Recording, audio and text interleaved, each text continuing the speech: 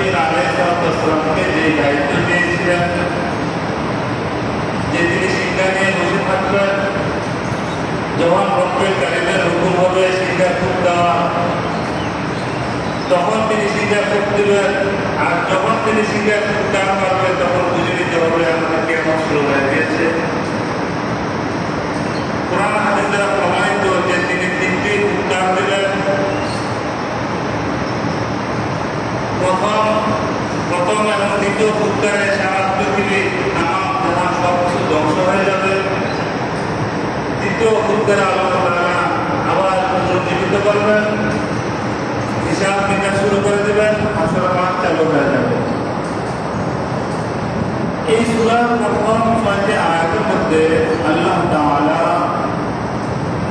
হযরত ইসরাফিল আলাইহিস সালাম যখন সিংহায় প্রথম ফুৎকার দিলেন, ওই ফুৎকার দেওয়ার পর থেকে দ্বিতীয় ফুৎকার আগ পর্যন্ত এই আয়াতগুলোর মধ্যে ৬টি নিদর্শনের কথা বলেছেন। আল্লাহ তাআলা এই আয়াতগুলোর মধ্যে প্রশ্নবোধকভাবে বলেছেন, ৬টি নিদর্শনের কথা বলেছেন। ইযা শামসু কুবিরাত,